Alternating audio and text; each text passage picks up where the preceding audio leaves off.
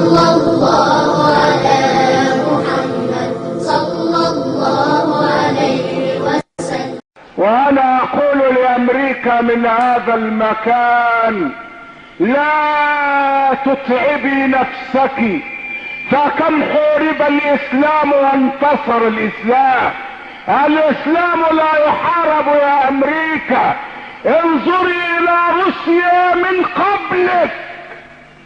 روسيا حاربت الإسلام حتى سنة 70، من سنة 55 إلى سنة 70 وهي تحارب الإسلام. فتحت السجون وفتحت المعتقلات واعدمت ابطال الاسلام واثارت الرعب في قلوب الناس جميعا، ومع ذلك ظل الاسلام هو كما هو. فارحي نفسك يا امريكا، لا تحارب الاسلام، وان اعوانك وعملاءك لن يضروا الاسلام شيئا، لان الاسلام له رب اسمه الله. اسمه الله.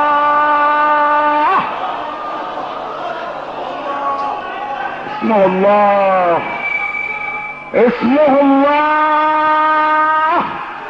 لا اله الا الله.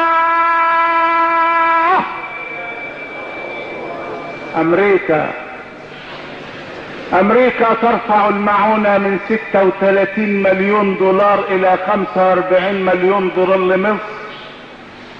لماذا؟ لتساهم في رغيف العيش،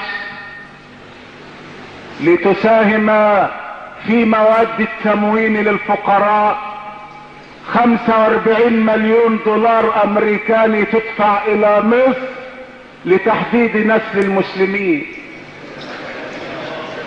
لتحديد نسل المسلمين بالذات، المسلمين بالذات. ويقترح احد الجهلة فيقول: امنعوا الولد الرابع من التموين. من ولد له ولد رابع فامنعوه من السكر والزيت، امنعوه من الشاي، لا تصرفوا له سكرا ولا شايا ولا زيتا ولا صابونا حتى يقطع رزقه. وانا اقول لذلك الجاهل الحاقد الفاجر: ان الله هو الرزاق ذو القوة المتين، لا رازق الا الله، لا معطي الا الله، لا رافع الا الله. وما من دابة في الارض الا على الله رزقها، الا على الله رزقها. لا على امريكا ولا على فرنسا ولا على انجلترا، انما على الله رزقها. نحن مؤمنون، نحن مسلمون، نحن موقنون، نحن موحدون. اريحي نفسك يا امريكا، اريحي نفسك، اريحي نفسك يا امريكا. دخلنا السجون وملئت السجون، ومع ذلك مات من مات، ومرض من مرض، وسافر من سافر، وبقي الاسلام كما هو يقول: لا اله الا الله. اللهم انصر ديننا، اللهم وحد كلمتنا، اللهم ارفع شأننا، اللهم ارفع شأننا، اللهم انصر ديننا، اللهم ارفع راياتنا، اللهم اعد المسجد الاقصى الى ديارنا.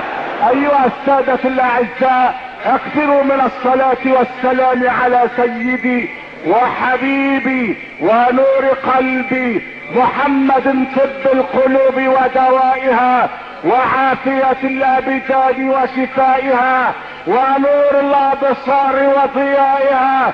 ايها الاخوة الاعزاء، قبل ان افارق مقامي هذا اقول لحضراتكم لا تحتفلوا بيوم شم النسيم، استغفر الله، بيوم سم النسيم، فليس سم النسيم من اعياد الاسلام، انما هو من اعياد الرومان الكفرة، ومن تشبه بقوم حشر معهم. اذكروا الله في هذا اليوم واقرأوا القرآن ولا تشاركوا فيه اكراما لسيدنا محمد.